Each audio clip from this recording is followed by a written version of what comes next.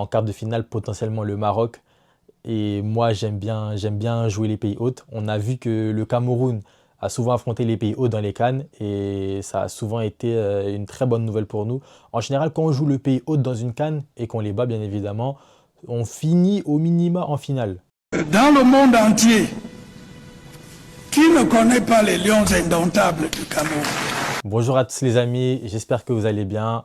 On se retrouve aujourd'hui pour cette vidéo d'avant-match pour notre troisième et dernier match de groupe face au Mozambique demain. Donc on va un peu parler de l'avant-match, hein, comme je viens de le dire dans le nom. On va voir ce qu'il pourrait y avoir comme 11 de David Pagou demain face au Mozambique. Et si victoire il y a, ceux qu'on pourra affronter à partir des phases finales de cette Coupe d'Afrique des Nations.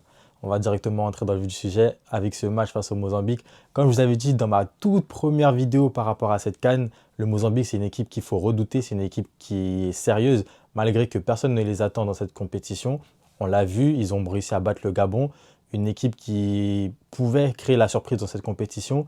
Le Mozambique est venu et a réussi à battre le Gabon en jouant un très bon football, en proposant de belles choses. Ils n'ont pas volé leur victoire. Et j'avais parlé la première fois de Génie Katamo. On a vu que c'est l'ensemble de l'effectif du Mozambique qui peut être dangereux, tout leur collectif dans leur entièreté. On a vu que c'est une équipe qui est joueuse, une équipe qui aime bien jouer au ballon. Et demain, ils n'ont plus rien à perdre en fait, tout simplement. Ils vont venir seulement pour proposer leur football, pour essayer de gagner ce match parce qu'ils sont déjà qualifiés. Pour eux, c'est déjà historique ce qu'ils ont déjà fait. Ils ont gagné leur tout premier match de leur histoire à la CAN. Donc pour eux, c'est déjà une très grande victoire. Ils sont assurés de participer au huitième de finale. Pour eux, c'est aussi historique. Donc demain, ils jouent face à nous en toute sérénité, en étant décomplexés, parce qu'ils savent que le plus dur a été fait, le gros a été accompli. S'ils réussissent à nous battre, tant mieux pour eux. S'ils ne gagnent pas, ça ne va pas être dramatique pour eux non plus. Donc il faudra être très vigilant demain face au Mozambique.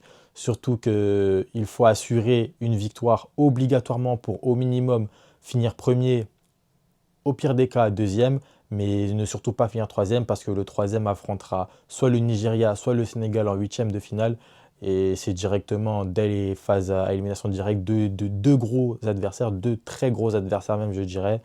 Et ce n'est pas l'idéal quand tu sors des phases de poule. L'idéal, c'est d'avoir toujours un adversaire qui est à ta portée, on va dire, même si je pense que dans cette compétition, tout le monde est à notre portée, mais un adversaire un peu plus faible. Pour les hommes de David Pagou, je ne sais pas quel 11 il mettra en place demain, mais il y aura du changement, il y aura du turnover. Junior Tchamadeu, lui, est suspendu, donc il y aura forcément une surprise sur le côté droit. David Pagou l'a dit aujourd'hui en conférence de presse, il y a de nombreux joueurs qui sont capables de jouer à ce poste-là. On sait que durant la préparation, il a testé Christian Bassogogo à ce poste-là. On l'a même vu lors du dernier match où il est rentré 10 minutes à ce poste-là. Personnellement, je ne pense pas que ce soit la meilleure solution parce qu'on sait que c'est un joueur qui est plutôt sur la fin de carrière. Il manque aujourd'hui beaucoup de coffre, beaucoup d'énergie, beaucoup d'intensité. On l'a vu pendant les matchs, c'est énormément d'intensité. Donc je ne pense pas que Christian Bassogog puisse tenir 90 minutes au poste de piston, un poste qui demande énormément d'énergie, énormément de coffre, beaucoup d'allers-retours, beaucoup de solutions devant, mais aussi une présence derrière. Donc pour moi, Christian Bassogog ne sera pas l'homme de la situation. Après, il y a Junior Dina Bimbe qui a déjà joué à ce poste en club. Et pareil pour Olivier Kemen. Donc je pense que ça se jouera entre un des deux. Mais moi, personnellement, je penserais plutôt pour Junior Dina Bimbe, qui a longtemps joué à ce poste en club et qui, moi, personnellement, j'ai été très satisfait de ce qu'il proposait quand il jouait à ce poste-là en club. Certes, c'est un milieu de formation, mais c'est un joueur que moi, j'affectionne beaucoup plus quand il joue sur le côté, au poste d'ailier gauche ou piston droit pour faire des offensives ou pour rester derrière défendre. Au milieu de terrain, on pourrait aussi avoir des changements parce qu'on sait que Carlos Baleba pourrait être sous le coup d'une suspension s'il obtient un carton jaune. Pareil pour Brian Mbeumo. Donc je pense qu'il y aura aussi du changement. Peut-être qu'il titularisera les deux, on ne sait pas. S'il les titularise, j'espère qu'ils feront tout pour ne pas avoir de carton. Parce qu'après, dès les huitièmes de finale, ça commence à devenir compliqué. Ça commence à avoir des adversaires de très grande qualité. On va dire les débuts de compétition, c'est fini. Il n'y aura plus de marche arrière. Donc j'espère qu'ils les mettent remplaçants sur ce match-là. Ou du moins qu'ils les fassent jouer maximum 1 heure. Et après, il met quelqu'un d'autre. en sachant qu'au milieu du terrain, on pourrait avoir un Jean Onana ou un Olivier Kemen si Kemen n'est pas mis en piston droit. Et Bryan Mbeumo devant, à sa place, on pourrait mettre un peu plus haut Dani Namasso. Ou pourquoi pas, ça pourrait être une éventualité, mettre Karl Young et Christian Kofan ensemble. David Pagou aujourd'hui en conférence de presse l'a dit, un journaliste lui a posé la question, pourquoi pas tenter les deux? Il l'a dit, ça pourrait être une option pour le Cameroun. Après, je ne pense pas qu'il le ferait sur tout un match, mais peut-être sur une demi-heure ou sur 20 minutes, il pourrait le faire et ça pourrait donner quelque chose de plutôt intéressant à voir. Moi, j'aimerais bien voir, pourquoi pas. Mais après, il faudrait que ça soit dans le sens du jeu. Mais de toute façon, David Pagou, je lui fais pleinement confiance. Depuis le début de la compétition, on l'a vu, il arrive à mettre sur place un jeu tactiquement vraiment pas parfait parce qu'il y a toujours des choses à revoir, mais c'est vraiment du très haut niveau, du très grand niveau. En si peu de temps, il a réussi à faire énormément de choses. J'ai rarement vu le Cameroun être aussi bien en place tactiquement lors des matchs, proposer un aussi beau jeu. Donc je fais totalement confiance à David Pagou sur son animation offensive et aussi défensivement. Pareil derrière, Che Malone qui est un peu en difficulté parfois sur certains moments dans les matchs. Dans les 2 premiers matchs, on l'a vu. Pour la suite de la compétition, l'idéal, ce serait de titulariser demain Enzo Boyomo pour voir si lui aussi peut faire mieux que Che Malone ou pas. Comme ça, David Pagou derrière, pour les matchs à élimination directe, il est fixé. Il sait si l'homme de la situation au poste de défenseur central droit, c'est soit Che Malone, soit Enzo Boyomo. D'autant plus qu'Enzo Boyomo joue à ce poste-là en club. Donc, personnellement, je pense qu'il pourrait faire un tout petit peu mieux que Che Malone, même si Che Malone se débrouille déjà très bien. Dans la globalité, je pense que le 11, à part ça, ça restera le même. J'espère pour Christian Kofan qui mettra son premier but avec le Cameroun. La dernière fois, c'est passé de justesse, ça a touché la barre. Là, j'espère que face au Mozambique, ça va se faire. Le Mozambique, c'est une équipe joueuse, donc je pense qu'il y aura plus d'espace derrière. Je pense que tactiquement, ils sont un peu moins rodés que la Côte d'Ivoire parce que c'était une vraie bataille tactique.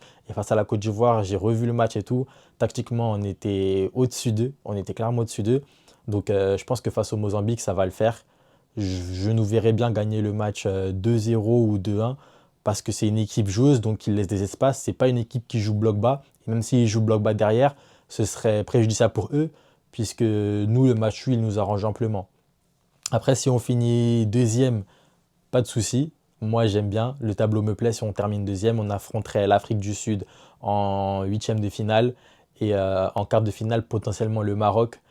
Et moi j'aime bien jouer les pays hôtes. On a vu que le Cameroun a souvent affronté les pays hôtes dans les CAN et ça a souvent été une très bonne nouvelle pour nous.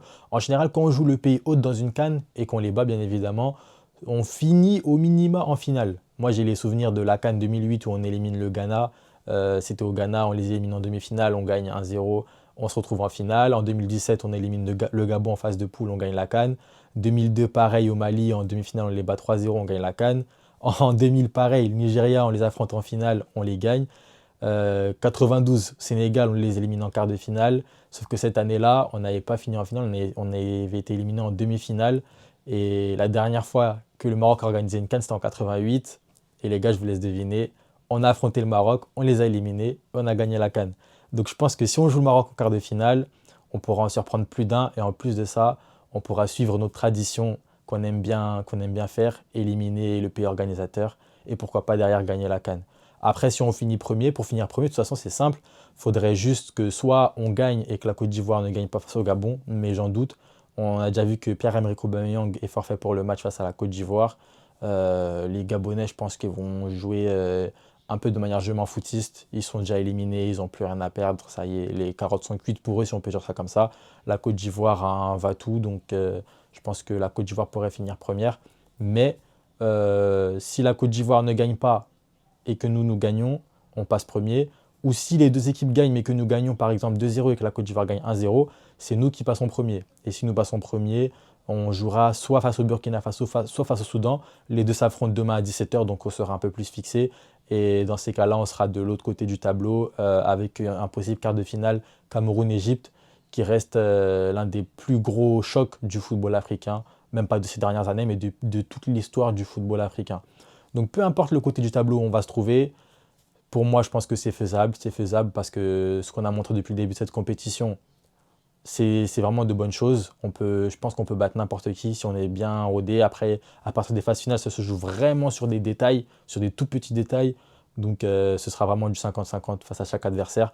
Mais demain, il faudra assurer les choses face au Mozambique. Les titulaires qui seront alignés pour la première fois, qui profitent pour gratter des points, pour marquer dans l'œil du coach, taper dans l'œil du coach.